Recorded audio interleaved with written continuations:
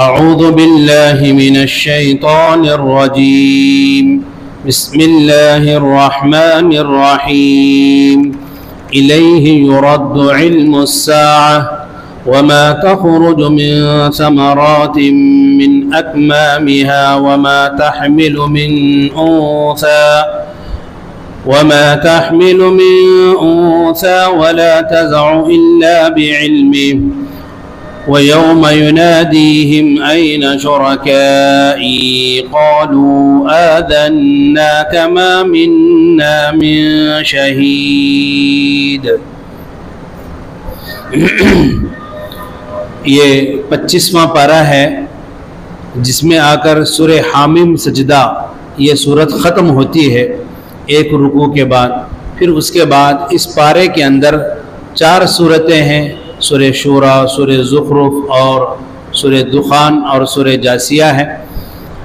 جو پہلا رکوع ہے اس میں اللہ تبارک و تعالیٰ نے اپنی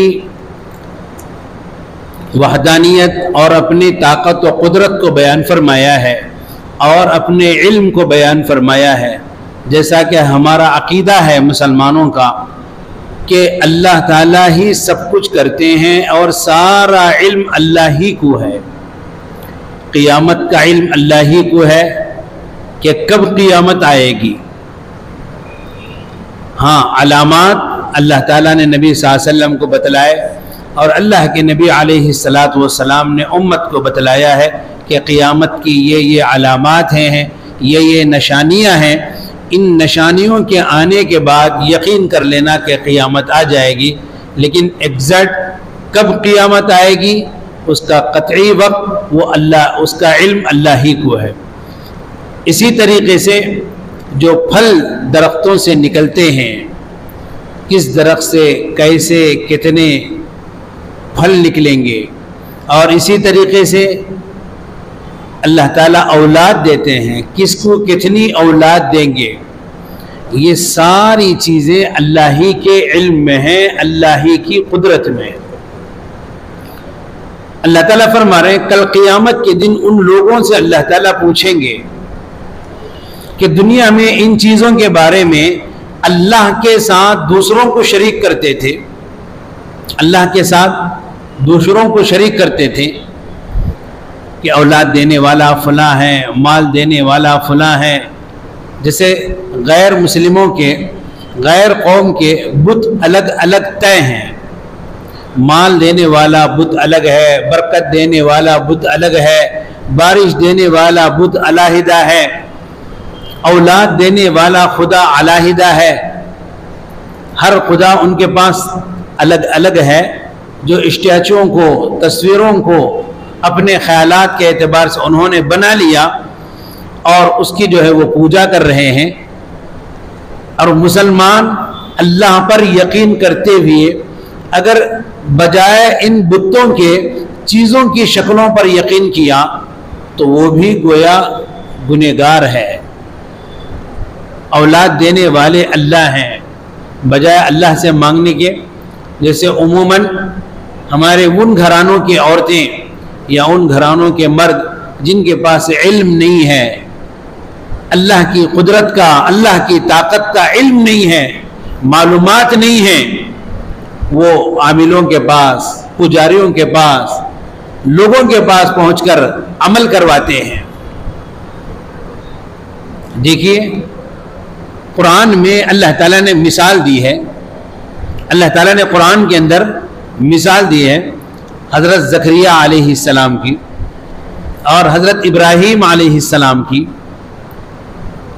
اور اللہ تعالیٰ نے آگے سورہ زخرف میں، آگے کی صورت میں اللہ تعالیٰ نے حضرت عیسیٰ علیہ السلام کا بھی ذکر کیا ہے۔ حضرت ابراہیم علیہ السلام کو اولاد نے بھی اللہ ہی سے مانگا، رب حبلی من الصالحین، رب حبلی من الصالحین، اللہ ہی سے مانگا، اللہ نے عطا فرمایا۔ حضرت زکریا علیہ السلام کو اولاد نے بھی اللہ ہی سے مانگا، رب لا تذرنی فردا وانت خیر الوارثین۔ یہ قرآن کی آیات ہیں جو حضرت انبیاء علیہ السلام نے اللہ سے اولاد مانگی، اللہ نے عطا فرمایا۔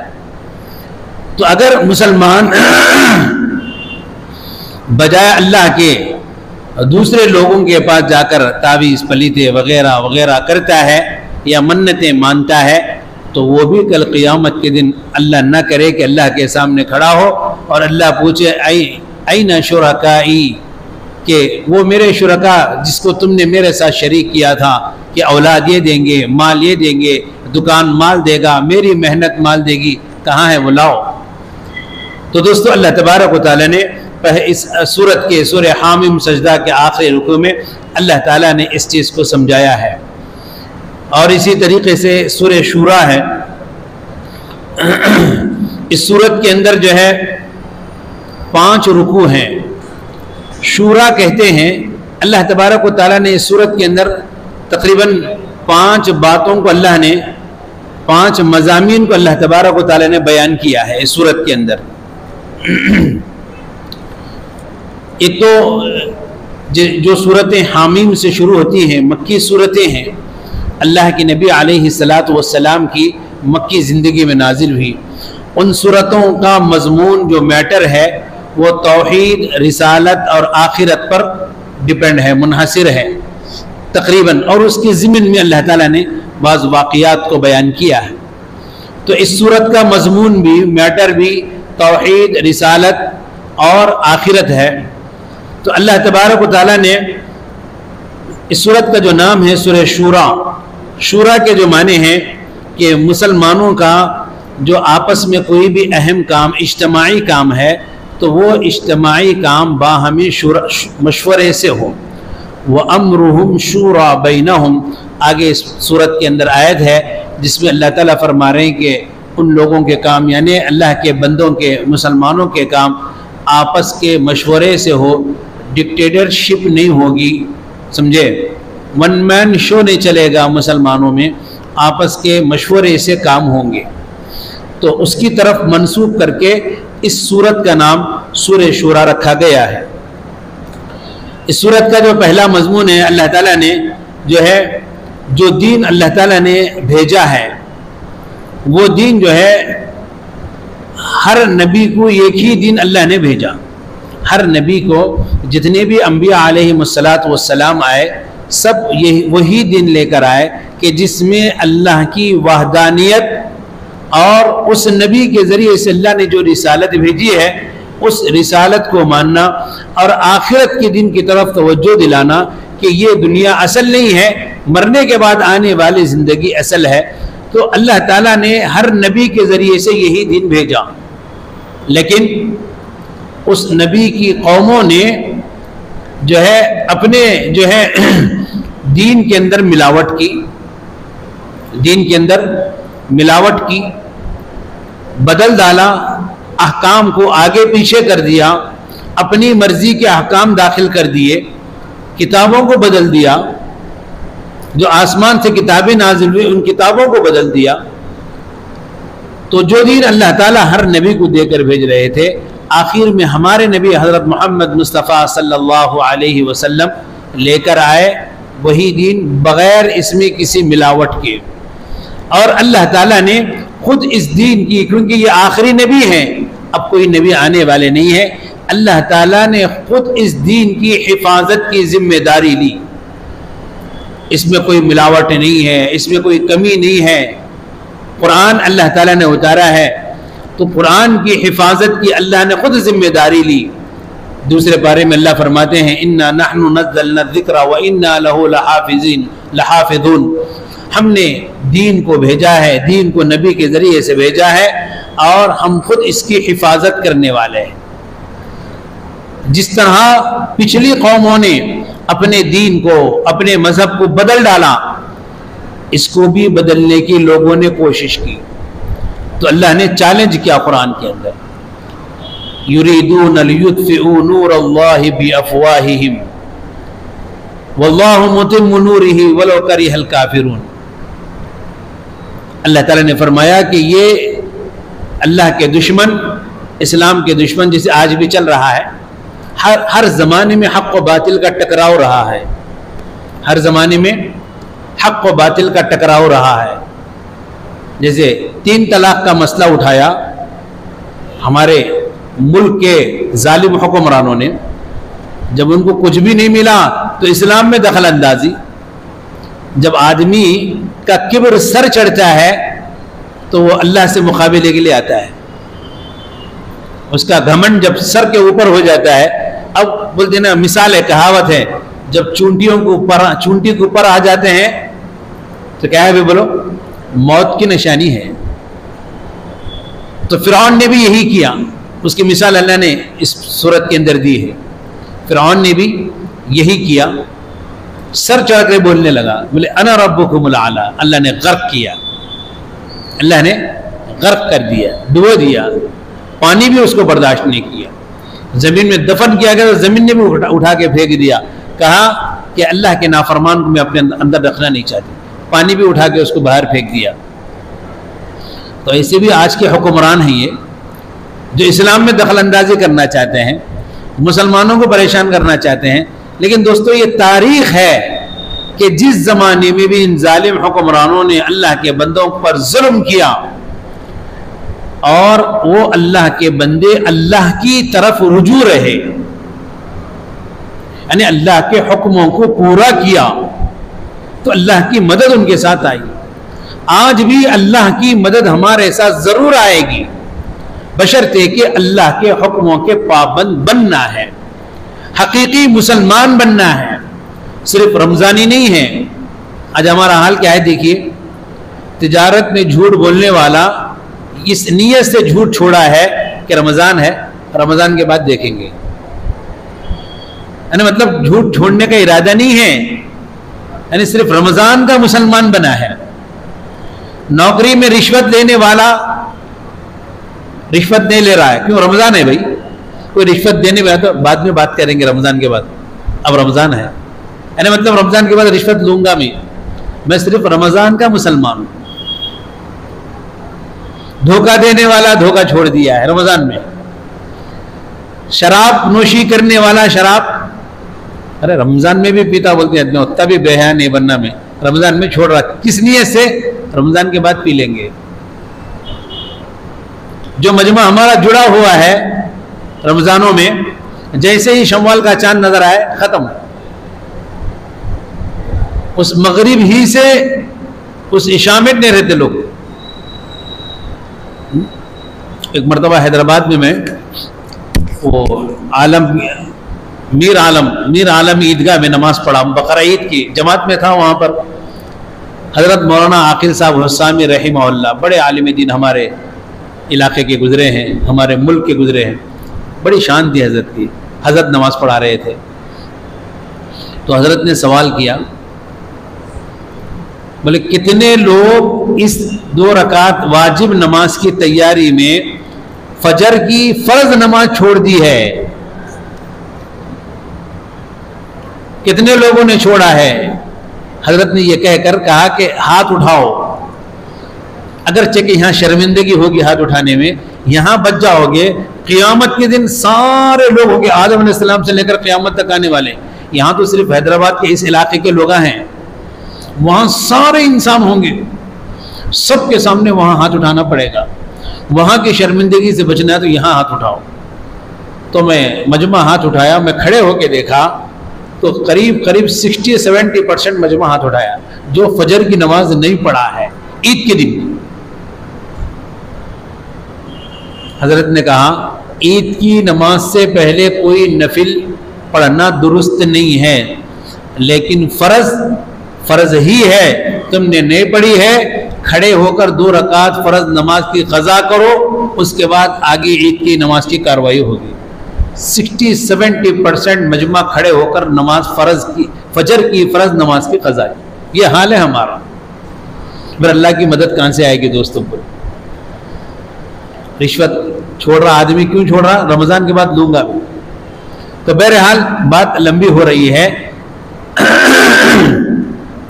یہ جو دین ہے اللہ تعالیٰ نے بھیجا ہے, حق و باطل کا ٹکراؤ چلتا رہے گا, لیکن حق والے کب کامیاب ہوں گے؟ جب اللہ کی رضامندی پر زندگی گزاریں گے. صرف رمضان کا مہینہ نہیں بلکہ سال کے 12 مہینے اللہ کی رضامندی پر, اللہ کی خوشنودی پر اور حضرت محمد مصطفیٰ صلی اللہ علیہ وسلم کے طریقوں پر زندگی گزارے گی.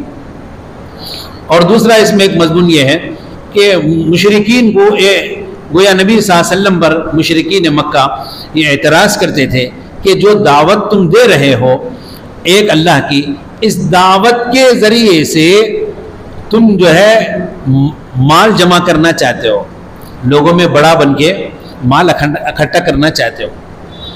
تو اللہ تعالیٰ نے اس کا جواب دیا، اگر مال جمع کرنا نبی کا مقصود ہوتا، مال جمع کرنا نبی کا مقصود ہوتا، اس محنت کا مقصود ہوتا تو تم سے مال مانگتے، اور نبی تم سے کہہ رہے ہیں کہ لا اسألک علیہ اجرا، میں اس محنت پر تم سے اجر نہیں مانگ رہا ہوں، میں تم کو دعوت دے کر اسلام میں داخل کر کے تم سے پیسے نہیں پوچھ رہا ہوں، بس میں یہ کہہ رہا ہوں کہ تم اپنی زندگی اچھی بناؤ تاکہ آخرت میں کامیاب ہو جاؤ۔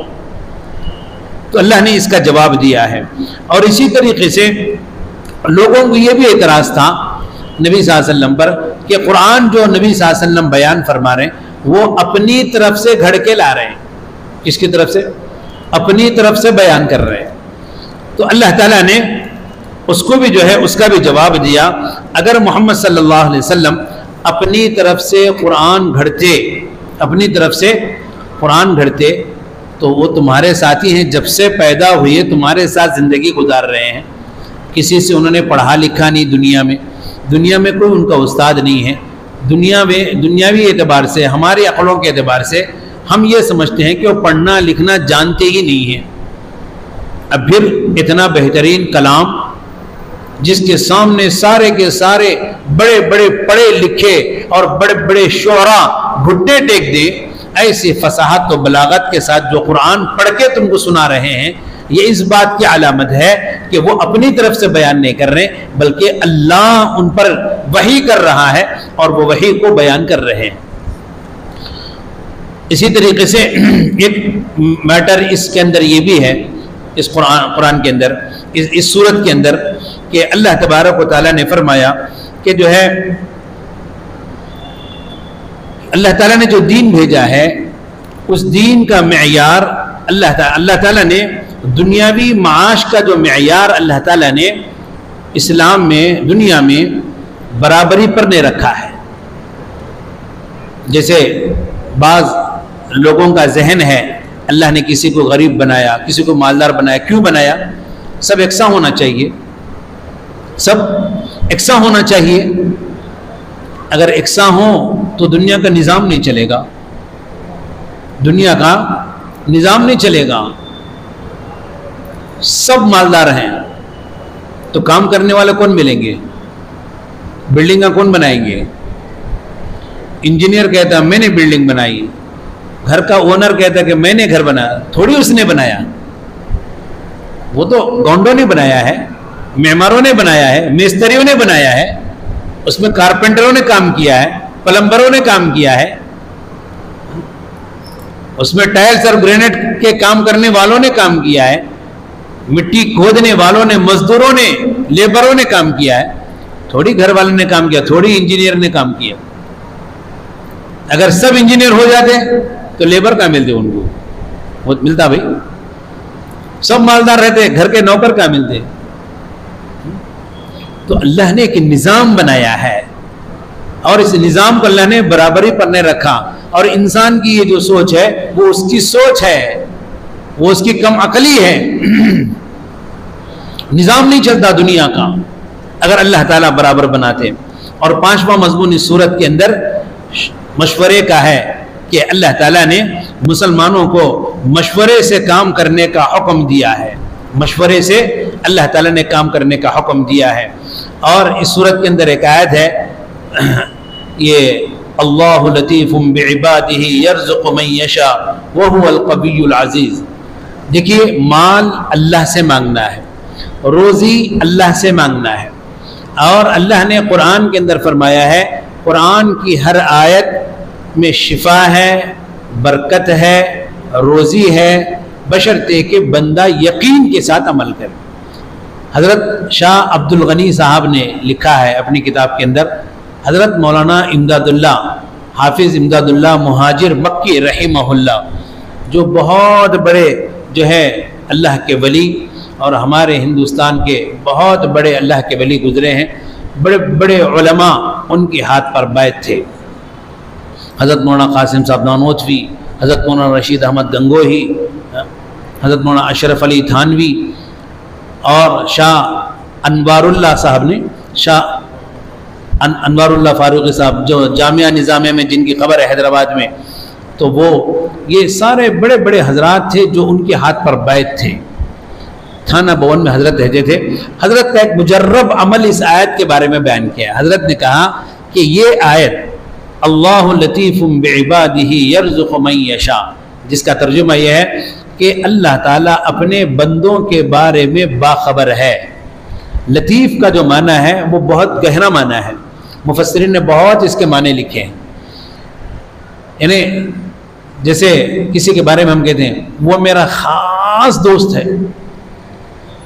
خاص دوست، پھر وہ لفظ خاص میں ایسا تاکید لاتے ہیں بہت خاص دوست ہے۔ یعنی خاص دوست کا مطلب وہ میرے ہر بات کو جانتا ہے، میں اس کے ہر بات کو جانتا ہوں، اس کی ہر خوشی غم میں ہوں، میری ہر خوشی غم میں وہ ہے۔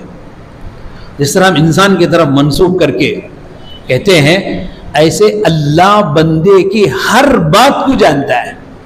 وہ لفظ ہر میں تاکید ہے، اس کی ہر حالت کو جانتا ہے، ہر موقع پر، ہر حالت میں، ہر وقت میں، ہر ٹائم وہ کیا کر رہا ہے، کیا چاہتا ہے، کیا سوچتا ہے۔ وَهُوَ يَعْلَمُ مَا فِي الصُّدُورِ، اس کے دل کی ہر بات کو اللہ جانتا ہے، اس کے ہر حالت کو جانتا ہے، اور وہ جتنا چاہے بندے کو، جس کو چاہے بندے کو دیتا ہے۔ یرزق من یشاء، روزی کا مطلب صرف جو ہے روٹی چاول گوشت نہیں ہے، روزی میں ساری چیزیں آ گئی۔ اللہ نے کار دیا ہے تو وہ بھی روزی ہی میں ہے، اللہ نے صحت دی ہے تو وہ بھی روزی ہی میں ہے، اللہ نے کولر دیا ہے تو وہ بھی روزی ہی میں ہے، اللہ نے اے سی دیا ہے تو وہ بھی روزی ہی میں ہے۔ یہ سب روزی ہی ہے۔ اس کا یہ مطلب نہیں کہ روزی کا مطلب صرف روٹی چاول گوشت نہیں ہے، ساری چیزیں اللہ نے فراوانی دی ہے، اللہ نے خوشحالی دی ہے۔ بعض لوگوں کو باوجود مال ہونے کے پریشان رہتے ہیں۔ میرے ایک رشتہ دار ہیں، کروڑ پتی ہیں، شاید ہی جو ہے کہیں ان کی زمین نہ ہو، لیکن جب میرے گھر آتے ہیں دال کھانا جو بھی گھر میں رہتا ہے وہ کھا کر بولتے ہیں اتنا بڑا کروڑ پتی ہوں، کھا کر روتے ہیں کبھی بھی میرے گھر آگے کہ اتنا بڑا کروڑ پتی ہوں، ایسا کھانا میرے کو میسر نہیں ہوتا۔ امریکہ میں رہتے ہیں، 2 بیویاں، بچے سب ہے، کوئی قریب نہیں۔ تو راحت خوشحالی جو ہے نا وہ بہت بڑی نعمت ہے اللہ کی طرف سے، وہ مال میں نہیں ہے، عہدوں میں، مال میں، گاڑیوں میں، اے سیوں میں نہیں ہے، وہ اللہ اپنی طرف سے دیتے ہیں۔ ایسا خوشحال بندہ دیکھیے مسجد میں سو جاتے ہیں، کبھی مسجد کے متولی صاحب آگے پنکھے بند کر جاتے ہیں، کیا جی کرنٹ کے بل کون بند ہے، پنکھے بند کر چل جاتے ہیں، آدھا گھنٹہ سوتے پنکھے بند ہو گئے، ایسے ہی گرمی میں سو رہے ہیں، بہترین خراٹے مار کے سو رہے ہیں، وہ خوشحالی ہے، سمجھے؟ تو اللہ تعالیٰ اپنے بندے کو دیتے ہیں۔ تو بہرحال یہ آیت کا جو میں یہ کہہ رہا تھا، اللہ تعالیٰ قوی العزیز، وہی جو ہے طاقتور ہے، وہی اللہ تعالیٰ غالب ہے ہر کام پر۔ تو حضرت امداد اللہ مہاجر مکی رحمۃ اللہ علیہ فرماتے ہیں یہ آیت روزانہ صبح کوئی آدمی 70 مرتبہ پڑھے اس یقین کے ساتھ کہ اللہ مجھے روزی دے، تو وہ آدمی کبھی زندگی میں فقر و فاقے میں، پریشانی میں مبتلا نہیں ہو۔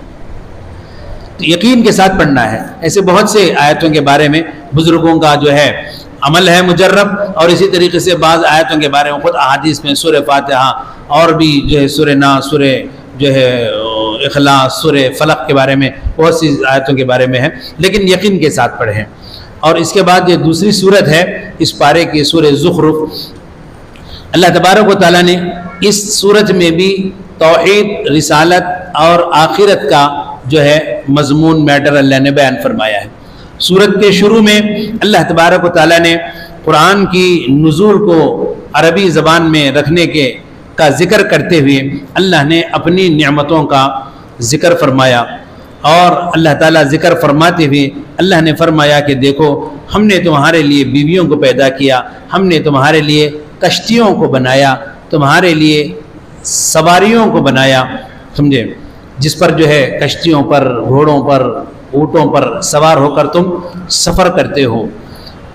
اب جو ہے سواریاں کچھ بدل چکی ہیں، کشتیوں کی جگہ کشتیاں بڑی بڑی آ چکی ہیں، سواریوں کی جگہ اب گھوڑے اونٹ نہیں رہے، بلکہ وہ بھی ہیں وہی نہیں رہے، بلکہ کاریں، بسیں، ٹرین، ہوائی جہاز سب آ چکے ہیں۔ تو اللہ فرما رہے ہیں جب تم ہماری اس نعمت کا استعمال کرو، سواری پر سوار ہو، تو جو ہے تم دعا پڑھو ہماری تعریف میں، سبحان الذی سخر لنا ھذا، یہ آیت جو ہے قرآن پاک کی آیت ہے جو سواری کی دعا ہے۔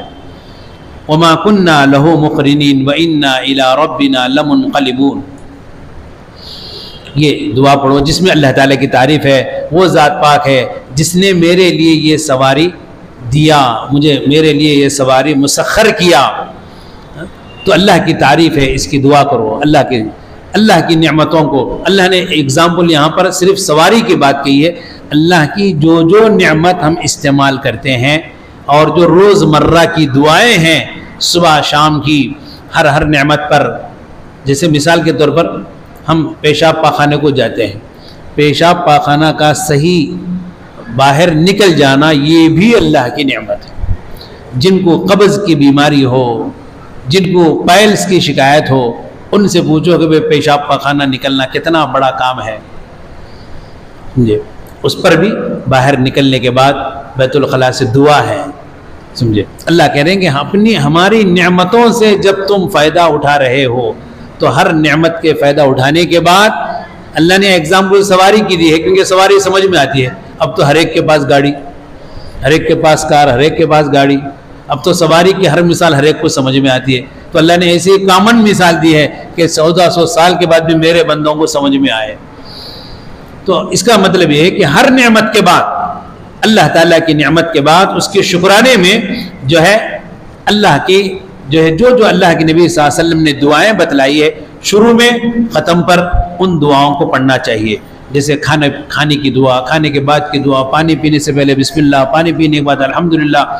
یہ جو روز مرہ کی دعائیں دوستوں، یہ اللہ کے نبی کا طریقہ ہے، مسلمان اس طریقے پر عمل کریں، مسلمان اس طریقے پر عمل کریں۔ اور اسی طریقے سے اللہ تعالیٰ نے اس صورت کے اندر جو ہے نبی علیہ السلام کے بارے میں لوگوں نے کہا کہ محمد صلی اللہ علیہ وسلم کو اللہ نے بھیجا ہے، ان کو اللہ نے نبی بنایا ہے، بجائے ان کے کسی اور کو بناتا، جو آگے کے صورت کا مضمون ہے۔ تو اللہ تعالیٰ نے اس صورت کا نام جو زخرف رکھا گیا ہے، وہ جو ہے زخرف کہتے ہیں سونے کو۔ اللہ تعالیٰ فرما رہے ہیں کہ یہ جو لوگ ہیں میرے بندے، اگر وہ وَلَوْلَا أَن يَكُونَ النَّاسُ أُمَّةً وَاحِدَةً لَجَعَلْنَا لِمَن يَكْفُرَ بِالرَّحْمَنِ لِبُيُوتِهِمْ سُقُفًا مِّن فِضَّةٍ وَمَعَارِجَ عَلَيْهَا يَظْهَرُونَ۔ اللہ تعالیٰ فرما رہے ہیں کہ اگر یہ میری نافرمانی نہ کرتے تو ہم ان کے گھروں کو اور ان کی دیواروں کو اور جن گدوں پر یہ بیٹھتے ہیں تکیہ لگا کر، ٹیک لگا کر، ان کو سونے چاندی کی ہم بنا دیتے۔ دنیا کی کوئی حیثیت اللہ کی نظر میں نہیں۔ حدیث میں آتا اللہ کے نبی صلی اللہ علیہ وسلم نے فرمایا، اے مچھر کے پر کے برابر بھی دنیا کی حیثیت اللہ کے پاس نہیں۔ سارے بندوں کو اس طرح دنیا اللہ دے سکتے ہیں۔ اس کا ایگزامپل اللہ نے جنت رکھا ہے، وہاں ہم دیکھیں گے کہ جو ہے سونے چاندی کی دیواریں، سمجھے، زبرجد زمرد کی دیواریں، یہ بھی جیسے سونا چاندی ہے ایسے یہ بھی دھاتیں ہیں جو قیمتی دھاتیں ہیں، جو دنیا میں اللہ نے انہیں رکھا وہ جنت میں، وہ ان کی چمک، ان کی دھمک، جیسے سونے چاندی کو دیکھ کے ہم رال ٹپکاتے ہیں، ایسے ان کی چمک و دھمک اس سے زیادہ ہوگی۔ تو اللہ نے اس کا ایگزامپل جنت میں رکھا ہے۔ اللہ کہہ رہے ہیں کہ اگر دنیا میں بھی میرے بندے فرما بردار بن جاتے تو دنیا ایسے ہی ان کے قدموں میں پڑتی، دنیا ایسے ہی ان کے قدموں میں پڑ جاتی۔ تو اللہ تبارک و تعالیٰ پھر آگے اللہ تعالیٰ نے نبی علیہ السلام کے بارے میں، جیسے ان لوگوں نے کہا کہ محمد صلی اللہ علیہ وسلم کا جو دین ہے، جس دین کی طرف وہ بلا رہے ہیں وہ کوئی خاص دین نہیں ہے، تو اللہ نے مثال دی کہ موسیٰ علیہ السلام کو فرعون بھی اسی طرح کہتا تھا، موسیٰ علیہ السلام کو فرعون بھی اسی طرح کہتا تھا، لیکن فرعون کا حشر کیا ہوا؟ فرعون کا نتیجہ کیا ہوا کہ پانی میں ڈوب گیا، اور آخرکار ساری قیامت تک آنے والی انسانیت کے لیے اللہ نے اس کو عبرت بنا کر اس کے جسم کو رکھا دنیا میں، کہ اللہ کی نافرمانی کیا تو اللہ نے اس کو اس کا عبرت کا انجام بنایا۔ تو اللہ نے مثال دے کر کہا کہ فرعون کا جو مقام ہوا، جو اس کا جو حشر ہوا، اس کو دیکھ کر لوگوں کو، انسانوں کو عبرت لانا چاہیے کہ نبی پر اعتراض کرنے سے، فرعون نے موسیٰ علیہ السلام پر اعتراض کیا تو اسی طرح اس کا انجام ہوا۔ جو لوگ انبیاء پر اعتراض کریں گے، انبیاء کو نہیں مانیں گے یا انبیاء کو برا بھلا کہیں گے، ان کا بھی نتیجہ یہی ہوگا۔ آج نہیں ہوا تو قیامت کے دن اس نتیجے کو، اس رزلٹ کو اپنے آنکھوں سے دیکھیں گے۔ اللہ ہماری حفاظت فرمائے۔ اس کی تیسری صورت ہے، چوتھی صورت سورہ دخان ہے، اس پارے کی 25ویں پارے کی سورہ دخان میں اللہ تبارک و تعالیٰ نے بھی، اس میں بھی یہی مضمون اللہ نے رکھا ہے، اور دنیا یعنی توحید و رسالت اور آخرت کا مضمون اللہ تبارک و تعالیٰ نے اس صورت کے اندر رکھا ہے، اور اللہ تعالیٰ نے اس میں بھی مثال دی ہے انبیاء علیہم السلام کی، دیگر نبیوں کی مثال دی ہے، اور خصوصاً اللہ تبارک و تعالیٰ نے آخرت کے دن کو اس صورت کے اندر بیان فرمایا ہے۔ ان یوم الفصل میقاتہم اجمعین، دیکھو یہ دنیا ہی نہیں ہے بلکہ آخرت کا دن ہے، جس دن ہم لوگ میں تم سب کو جمع کروں گا، تم سب کو جمع کروں گا۔ اس دن کوئی کو تم کو ساتھ دینے والا نہیں ہوگا۔ یوم لا یغنی مولا عن مولا شیئا ولا هم ينصرون، کوئی کسی کو ساتھ نہیں دے گا، کوئی کسی کی مدد نہیں کر سکے گا۔ اور اللہ تعالیٰ نے ایک درخت کو یہاں پر ذکر کیا ہے، ان شجرۃ الزقوم، کہ یہ ایسا درخت ہے جو جہنم میں اگے گا۔ جیسے دنیا میں درخت اگتے ہیں، اس کا جو ہے کھاد ہے پانی، زمین، یہ جو زقوم کا درخت ہے یہ جہنم میں اگے گا۔ ایسا اس کی کھاد آگ ہے، آگ اس کی کھاد ہے، اور آگ سے وہ درخت اگے گا، اور اس پر بندوں کو عذاب دیا جائے گا جو نافرمان ہیں۔ پھر آگے اللہ نے فرما برداروں کا بھی ذکر کیا کہ جو فرما بردار ہیں وہ جنت میں رہیں گے، ان کے لیے بہترین لباس ہیں، ان کے لیے چشمے ہیں۔ مختلف بعض جگہوں پر قرآن کے اندر اللہ نے ذکر کیا کہ دودھ کے اور شہد کے، بہترین پانی کے، اور اللہ تعالیٰ جو ہے نہریں دنیا کے جنت میں اپنے نیک بندوں کے لیے رکھے ہیں۔ آگے سورہ جاسیہ ہے۔ جاسیہ کے معنی ہیں شخص یا جماعت سمجھیے۔ جب کل قیامت کے دن اعلان کیا جائے گا تو لوگ اپنے اپنے نام اعمال کو دیکھنے کے لیے گھٹنوں پر کھڑے ہو کر دیکھنا چاہیں گے، ان کو اٹھنے کی طاقت نہیں ہوگی، اس کو جاسیہ کہتے ہیں۔ تو اس صورت کا مضمون بھی اللہ تعالیٰ نے توحید، رسالت اور آخرت پر رکھا ہے۔ توحید، رسالت اور آخرت پر اللہ تعالیٰ نے اس صورت کا مضمون رکھا ہے، اور اللہ تعالیٰ نے خصوصیت کے ساتھ اس صورت کے اندر ایک مضمون بیان کیا اپنے بندوں کے لیے۔ اللہ تعالیٰ فرما رہے ہیں، اپنے نبی سے پوچھ رہے ہیں، افرأیت من اتخذ الہہ ہوا وأضلہ اللہ علی علم وختم علی سمعہ وقلبہ وجعل علی بصرہ غشاوہ فمن یہدیہ من بعد اللہ افلا تذکرون۔ جو لوگ، اے نبی جی کیا تم نے ان لوگوں کو نہیں دیکھا جنہوں نے اپنی خواہشات کو اپنا دین بنا لیا، اپنی مرضی کو اپنا دین بنا لیا، اپنی مرضی کو اپنا دین بنایا۔ جو لوگ اپنی مرضی پر چلنا چاہتے ہیں اللہ ان کو ہدایت بھی نہیں دیتے، اللہ کی طرف سے توفیق نہیں ہوتی۔ جیسے ابھی میں نے ایگزامپل دیا، اپنی مرضی کیا ہے، ارادہ کیے ہیں رمضان کے بعد پھر کر لیں گے، رمضان کے حد تک چھوڑا ہے، رمضان کے بعد پھر کر لیں گے، جھوٹ بھی بولیں گے، دھوکہ بھی دیں گے، فلاں بھی کریں گے، فلاں بھی کریں گے، نماز بھی چھوڑیں گے، بیوی کو ماریں گے، محلے میں لڑیں گے، رمضان کے حد تک چھوڑ دیا۔ تو یہ اپنی مرضی کا دین ہے، اور ایسے لوگوں کو اللہ ہدایت بھی نہیں دیتے. ہدایت اللہ ان کو دیتے ہیں جن کے دل میں تڑپ ہو کہ میں اللہ کی مرضی والی زندگی گزاروں, میں ایک حقیقی مسلمان بنوں, میں ایک حقیقی مسلمان بنوں, اس کی تڑپ اور طلب ان کے دل میں ہو. اللہ ایسوں کو ہدایت دیتے ہیں. تو اللہ تعالیٰ فرما رہے ہیں جو اپنی خواہشات کو اپنا دین بنا لیتے ہیں, جو بھی کام کرے اپنی مرضی. جیسے لوگ بولتے ہیں نا, ارے شادی ہے مول صاحب, زندگی میں ایک بار کرتے ہیں, ذرا اپنی مرضی سے کرنے دو. لوگ شادی میں سب کو بلاتے ہیں اور ان مولویوں کو نہیں بلاتے جو مولوی بولتے ہیں, ٹوکتے ہیں, ہے نا. میں اکثر بیانات میں بولتا ہوں, لوگ شادی میں سب کو بلاتے ہیں, اللہ اللہ کے رسول کو نہیں بلاتے. بولے اللہ اللہ کے رسول کو بازو رکھو, شادی ہے زندگی میں ایک بار, موت بھی زندگی میں ایک ہی بار آتی, حساب کتاب بھی ایک ہی بار ہوتا, وہاں پتہ چلے گا. تو اللہ فرما رہے ہیں جو ایسا کہتے ہیں کہ ہماری مرضی پر چلنے دو, ہماری خوشی پر چلنے دو, بچہ پیدا ہوا سال میں ایک دم برتھ ڈے کریں گے, اپنی مرضی اپنی خوشی ہے, میرا بچہ ہے, اللہ کریں ٹھیک ہے چل تیرے ہی نفس پر چل. اللہ تعالیٰ اس کے کانوں پر, اس کی آنکھوں پر, اس کے دل پر مہر لگا دیتے ہیں, اس کو ہدایت نہیں ملتی.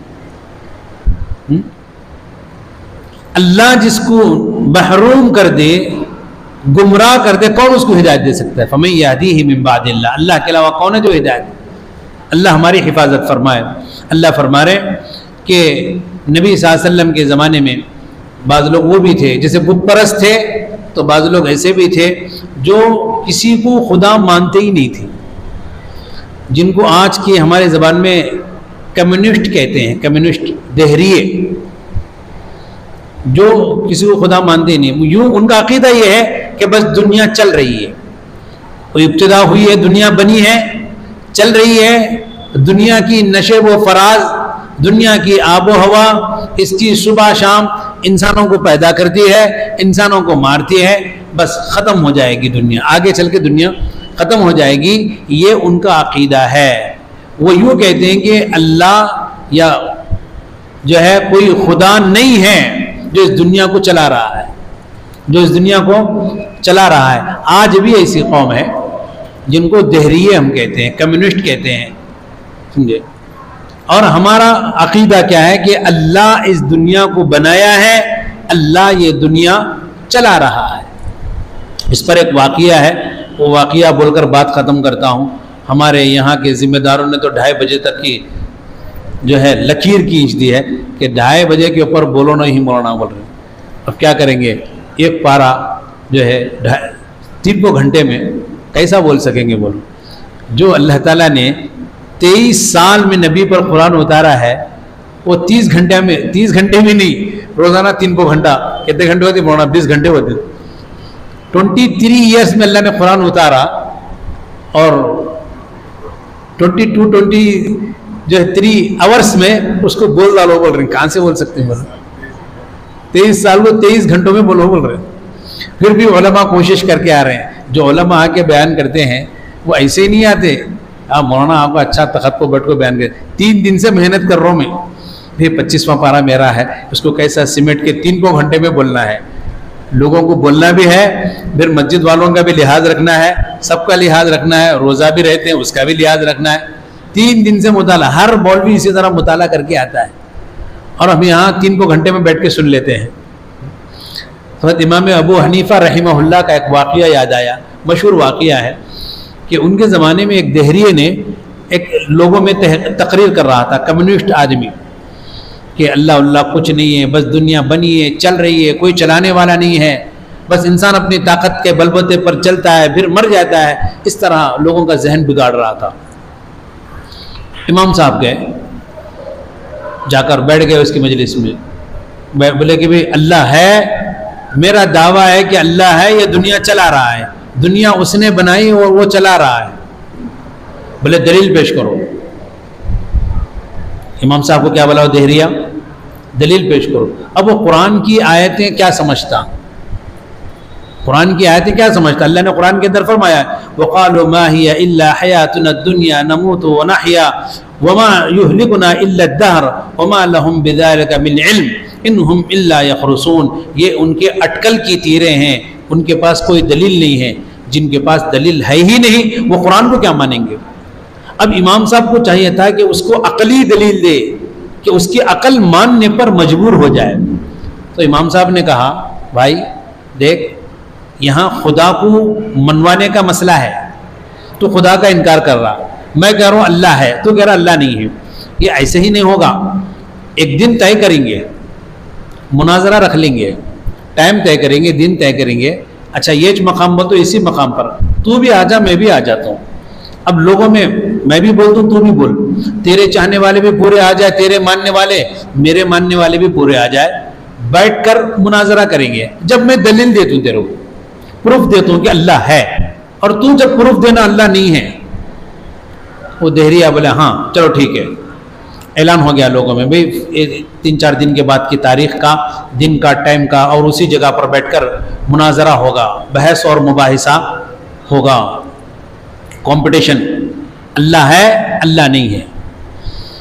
تو بہرحال امام صاحب چلے گئے، سب چلے گئے۔ جو دن طے تھا، جو وقت طے تھا، وہ دہریہ اس وقت سے گھنٹہ پہلے آ کے بیٹھ گیا، چبوترا تھا چبوترے پر بیٹھ گیا۔ اب لوگ جمع ہونا شروع ہوئے، بڑا مجمع جمع ہو گیا، لوگوں میں سب تشہیر ہو گئی تھی۔ جب جو بھی تشہیر کے آلے تھے، اب تو جو ہے سوشل میڈیا ہے، واٹس ایپ ہے، جب جو ہے جو بھی تشہیر تھی لوگ گھر گھر جا کر بولے تھے، بہرحال بڑا مجمع جمع ہو گیا تھا۔ جو وقت طے تھا وہ وقت پر امام صاحب نہیں آئے۔ اب وہ دہریہ دیکھا، ٹائم ہو گیا، دیکھو مسلمانوں کے رہنما ابو حنیفہ نہیں آئے، ٹائم ہو گیا نہیں آئے، ٹائم ہو گیا نہیں آئے، 5 منٹ ہو گئے، 10 منٹ ہو گئے، آدھا گھنٹہ ہو گیا، 1 گھنٹہ ہو گیا۔ اب انہیں تقریر شروع کرا، دیکھے ڈر گئے، کیا بولا؟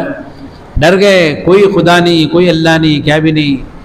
جیسے تقریر شروع کرا امام صاحب پہنچے، بولا ڈر گئے کہ امام صاحب؟ بولے دہریہ نے ان کو پوچھا، امام صاحب بھی چبوترے پر آ کے بیٹھے، بولے ڈر گئے، اور تب ڈرنا رہا تو کہیں کو مناظرہ طے کرے تھے۔ بولتا ارے بھائی بات تو سن میری، ڈر گر کی بات نہیں، میں آج تک تو ایسا حملہ کرا تو کیسا، دیری کہیں کو ہی وہ پوچھے، انسانی سوال کر، دیری کہیں کو ہی پوچھا تو تاخیر کی وجہ میں سناتا ہوں، جبکہ مناظرہ طے ہے، مجھے بھی معلوم ہے، لوگ آ کے بیٹھے ہیں، لوگ انتظار کر رہے ہیں میرا، لوگوں کو انتظار کرنا اچھی چیز نہیں ہے، لیکن میری مجبوری تھی، رات بارش ہوئی تھی، اللہ تعالیٰ بعض چیزیں انتظام کرتا ہے اللہ کے ولیوں کے لیے۔ تو سب نے کہا ہاں بارش ہوئی تھی، دہریہ نے بھی کہا بارش ہوئی تھی۔ بولے میں بازو کے گاؤں میں رہتا ہوں، وہاں سے یہاں آنے کے لیے بیچ میں تالاب ہے، نالا ہے، بڑا تالاب، بارش کی وجہ سے نالا بہہ رہا ہے، اب آنا بول تو جو ہے ٹوکرے میں بیٹھ کے آنا، ٹوکرا نہیں ہے وہاں پر، کوئی کشتی کوئی ٹوکرا نہیں ہے۔ اب میں سوچتا رہا کیسے جاؤں، مناظرہ طے ہے۔ اتنے میں دیکھا کہ وہ تالاب پہ کنارے ایک بڑا جھاڑ درخت ہے، اچانک درخت کٹا۔ اب دہریہ غور سے دیکھنے لگا، درخت کٹ کے تختے بن گئے۔ اچھا درخت تختے بن گئے؟ بولے ہاں تختے بن گئے۔ اب وہ تختے جڑنے لگے، ایک دوسرے سے جڑ کر کشتی بن گئی۔ بولے اب وہ دہریہ ہنسنے لگا، بولے امام پاگل ہو گیا۔ بولے لوگوں نے اشارہ کرا، چلے گیا تمہارا امام، بولے ہٹ گیا ذرا، بولے ریلان ڈال رہا، درخت کٹا، تختے بن گئے، کشتی بن گئی۔ اب وہ کشتی آ کے میرے سامنے کھڑی ہوئی، میں کشتی پر بیٹھا، پھر کشتی لا کر یہ کنارے مجھے چھوڑی۔ اب وہ درخت کٹ کو کشتی بن کو آنے تک 1 گھنٹہ لیٹ ہو گیا مجھے۔ تو دہریہ بولا لوگوں کو، کیا بھائی سنے تمہارے گرو کی بات سنے؟ ہاں چلے گئے تمہارے گرو والے، درخت کٹیا کہتے کون بھی کاٹنے والا نہیں، کٹ گیا تھے درخت، کارپینٹر ہونا کاٹنا آرالے کو، نہیں تو مشینہ لاؤ کاٹنا۔ اور کشتی تمہیں بولتے ہیں، تمہارے نوح علیہ السلام کتنے سالوں میں کشتی بنائے، تمہارے نبی گزرے ہیں، اور تمہارا امام بول رہا ہے کہ منٹوں میں کشتی بن گئی، کہتے کون بنانے والا نے کشتی بن گئی، اور بغیر چلانے والے کشتی چل کے آئی۔ تو امام صاحب بولا کیا تو اس بات کو نہیں مانتا؟ بولے ہرگز نہیں مانتا۔ بولا امام صاحب بولے میں جیت گیا ہوں، امام صاحب کیا والے؟ ایک آفرل درخت کاٹنے والے کے بغیر کٹتا نہیں ہے، کشتی بنانے والے کے بغیر بنتی نہیں ہے، اور چلانے والے کے بغیر چلتی نہیں ہے۔ یہ ساری دنیا کا نظام، سورج کا نکلنا، چاند کا نکلنا، صبح کا ہونا، شام کا ہونا، ہواؤں کا چلنا، سردی گرمی کا چلنا، انسانوں کا دنیا میں لانا، انسانوں کا موت، انسانوں کی موت، یہ سارا نظام چلانے والے بغیر کیسے چلے گا؟ لوگ بولے امام صاحب سچ کہا تم نے۔ اس دہریے کو بھی کلمہ پڑھنا پڑا، اور جتنے بھی اس کے ماننے والے تھے سب کلمہ پڑھ لی۔ تو دوستو ہمارا یہ عقیدہ ہے۔ اللہ نے اس سورت کے اندر آخرت کو بیان کرنے سے پہلے یہ دلیل بیان کی ہے کہ دہریوں کا، کمیونسٹیوں کا جو عقیدہ ہے وہ ہمارا عقیدہ نہیں ہے۔ ہمارا عقیدہ یہ ہے کہ مسلمان کے ہر عمل پر، سارے انسانوں کے ہر عمل پر اللہ کی نظر ہے۔ وَنَحْنُ أَقْرَبُ إِلَيْهِ مِنْ حَبْلِ الْوَرِيدِ، میں تو تمہاری شہرک سے بھی زیادہ قریب ہوں۔ اللہ نے کہا اپنے نبی سے، اے نبی جی میرے بندے میرے بارے میں پوچھے کہ اللہ کیا کر رہا ہے۔ وَإِذَا سَأَلَكَ عِبَادِي عَنِّي فَإِنِّي قَرِيبٌ، اللہ کہاں ہے پوچھو، میرے بندے پوچھیں گے تو کہو گے تمہارے پاس میں ہے۔ ہر بندے کے پاس میں اللہ ہے۔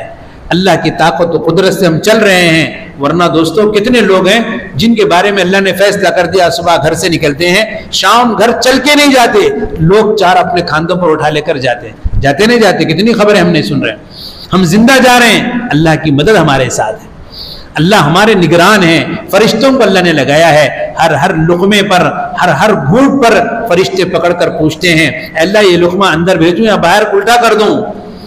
سنانی ایسی کتنی خبریں۔ آدمی کھا رہا تھا، پانی پی رہا تھا، اچھا تھا بھائی، پانی لیا پانی پی رہا تھا، اچانک ٹھسکا لگا، آدھا گلاس پانی پیا تھا، باقی کا پانی الٹ گیا اور سانس رک گئی، لے گئے تک مر گئے۔ فرشتے پوچھتے ہیں پانی الٹا کر دوں، اللہ کا حکم ہوتا الٹا کر دو، الٹا ہو جائے گا۔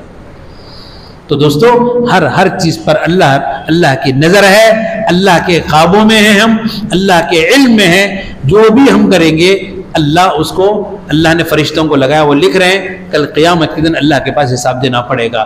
اس کے لیے دوستو یہ دنیا اصل نہیں ہے۔ اسی صورت میں اسی بارے میں کہیں ہے کہ یہ دنیا اصل نہیں ہے۔ اللہ فرما رہے ہیں وقالوا ما، کہ یہ دنیا اصل نہیں ہے، دنیا اصل تو آخرت ہے۔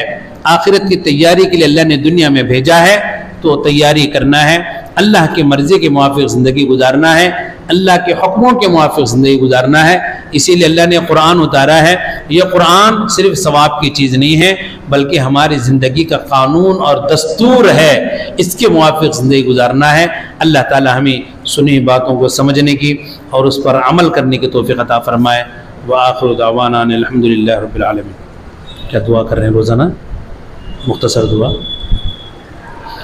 الحمدللہ رب العالمین، اللہم صلی علی سیدنا محمد وعلی آلہ صلی علی سیدنا محمد مبارک وسلم۔ ربنا آتنا فی الدنیا حسنہ وفی الآخرۃ حسنۃ وقنا عذاب النار۔ اے اللہ معاف کر دے، اے اللہ ہم سب کو معاف کر دے۔ اے اللہ رمضان کا مہینہ لایا ہی اس لیے ہے کہ تو تیرے نافرمان بندوں کو معاف کرے۔ اے اللہ ہم سب معافی مانگتے ہیں، ساری امت کی طرف سے معافی مانگتے ہیں۔ اے اللہ معاف کر دے۔ اے اللہ ہم تیرے دربار کے اقراری مجرم ہیں۔ اے اللہ ہم بہت تیرے نافرمانی کیے ہیں۔ اے اللہ معاف کر دے، ہماری مدد فرما، ہماری مدد فرما۔ ہمارے نافرمانیوں کی وجہ سے اے اللہ تو نے ظالم حکمرانوں کو ہم پر مسلط کیا ہے۔ اے اللہ تیرے علم کے بغیر کچھ نہیں ہوتا، یہ ظالم جو ظلم کر رہے ہیں اے اللہ یہ تیرے علم میں ہے۔ اے اللہ تیرے نبی کی امت ہے، نبی کی لاج رکھتے ہوئے اس امت کو معاف کر کر اے اللہ تو ہماری مدد فرما۔ ان ظالم حکمرانوں کی اگر حق میں ہدایت ہے تو ہدایت دے دے، اگر ان کے حق میں ہدایت نہیں تو اے اللہ تو خود ان سے نمٹ لے، دردناک عبرتناک سزا دے، تاکہ ساری دنیا دیکھ لے کہ تیرے نبی کی امت پر ظلم کرنے والوں کا کیا نتیجہ ہوگا۔ اے اللہ فلسطینی بھائیوں کی، بہنوں کی، بچوں کی، بڑوں کی مدد فرما۔ اے اللہ ہمارے ملک میں جہاں جہاں یہ ظالم فساد مچائے ہوئے ہیں رمضان میں، اے اللہ مسلمانوں کو قتل کر رہے ہیں، اے اللہ مسلمانوں کو قید کر رہے ہیں، اے اللہ تو ان ہمارے بھائیوں کی مدد فرما، ان ظالموں کو کیفر کردار تک پہنچا دے۔ اے اللہ جو لوگ ناحق مقدمات میں پھنسے ہوئے ہیں، قید میں ہیں، بہت سے علماء ہیں، بہت سے جو نوجوان مرد و خواتین ہیں، اے اللہ بہت سے ہمارے اے اللہ قائدین ہیں، اے اللہ سب کو رہا فرما۔ اے اللہ تو اس عشرے میں جہنمی جن پر جہنم واجب ہو چکے ایسوں کو جہنم سے چھٹکارا دیتا ہے۔ اے اللہ یہ تو دنیا کا قید خانہ تیرے نزدیک کچھ نہیں ہے، اے اللہ اپنی طاقت و قدرت سے ان کو چھٹکارا دے دے، قید سے باہر کر دے۔ اے اللہ جو مسلمان بیمار ہیں ان کو شفا دے دے، شفا کاملہ عاجلہ مستمرہ دائمہ دے دے۔ اے اللہ جو بے روزگار ان کو روزگار بنا، اے اللہ جو مقروض ہیں ان کے قرض ادا فرما، اے اللہ جو بے اولاد ہیں ان کو اولاد عطا فرما۔ اے اللہ ہمارے ماں باپ، عزیز و اقارب، رشتہ دار جو بھی دنیا سے جا چکے ہیں، ہمارے اساتذہ سب کی مغفرت فرما، ان کے درجات کو بلند فرما۔ ایک دن ہم کو بھی جانا ہے، جانے سے پہلے جانے کی تیاری کرنے کو توفیق عطا فرما۔ بقیہ زندگی تیری مرضیات پر گزرے اس کے فیصلے فرما۔ اے اللہ خاتمہ بالخیر فرما، کلمے والی موت نصیب فرما، آخرت کی ساری منزلوں میں کامیابی عطا فرما۔ اے اللہ جن جن لوگوں نے دعاؤں کے لیے کہا لکھا، جن پر ہمارا حق ہے، جو ہم سے متوقع ہیں، ساروں کے جائز مقاصد حاجات کی ضرورتوں کو پورا فرما۔ اے اللہ ہمارے مساجد، مدارس، مکاتب، خانقاہوں کی، مراکز کی، ہماری اوقاف جائیداد کی حفاظت فرما، مسلمانوں کی جانوں کی، مالوں کی، عزت آبروں کی حفاظت فرما۔ جو مانگا وہ بھی عطا فرما، جو مانگنے سے رہے گا اس کو بھی عطا فرما۔ ہماری دعاؤں کو اپنے کرم سے قبول فرما، برحمتک یا ارحم الراحمین، والحمد للہ۔ سبحان اللہ بحمدہ، سبحانک اللہم وبحمدک، ونشہد ان لا الہ الا انت، نستغفرک ونتوب۔